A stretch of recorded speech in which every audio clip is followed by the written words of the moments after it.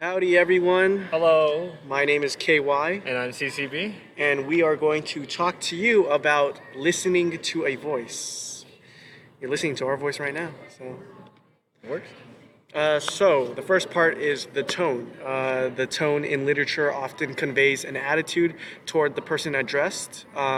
Tone is the general character or attitude of a place, a piece of writing, situation, etc. Some examples of tone are light, condescending, sad, serious, sinister, etc. We have a happy tone right here, and kind of just like a neutral tone, More confused. more confused. The tone of the poem, some would say, is the mood of the poem. Some examples of tone in poems are the tones of the poem Acquainted with the Night by Robert Frost are loneliness, sorrow, and then hopefulness. The poem My Last Duchess has a very dark and cold tone, and the poem Cathedral has a very realistic yet sarcastic tone. And switching up to me, the second part of listening to a voice is the person in the poem. The person in the poem is related to the tone of the poem. However, the tone of the poem may present how it can be interpreted, but is that really it too, being it? The person of the poem is the voice of the poem. Who is this voice? The voice is a poem who's whoever's speaking to us, the reader, of the message of a poem. And the speaker, in many cases, comes from the poet itself. Examples of the person in the poem. Some poems require some context of the poet. This is done to really understand the full meaning of the poem's message, which exemplifies the person of the poem.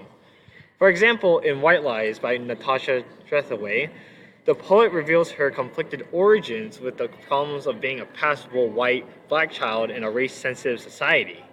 And in a journal entry by Dorothy Wordsworth, the poet uses her experience of her past to transform what seems to be simple flower smelling to artistic telling of her life. Okay, so for our last section, we have irony. What really separates the poet and the words of a character? How can we tell the distinction of what point of view is truly the voice of the poem? The irony of the poem occurs when the mask says one thing and the writer says another. So some types of irony are verbal irony, which occurs whenever words say one thing but mean something else, usually the opposite. And if that verbal irony is bitter, heavy-handed, or mocking, it is sarcasm. And another type of irony is situational irony, which occurs when the actual result of a situation is totally different from what you expect the result to be. And lastly, we have dramatic irony that occurs when the audience knows a key piece of information that a character in a play, movie, or novel does not.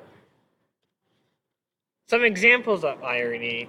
In Oh No by Robert Creeley, the poem is rich with verbal irony, showing differences of the speaker's words and the attitude.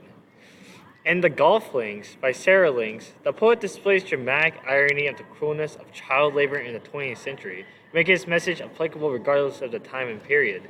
These examples of irony show that there are some hidden meanings and messages that really what the poet wants to explain to its reader in very obscure ways.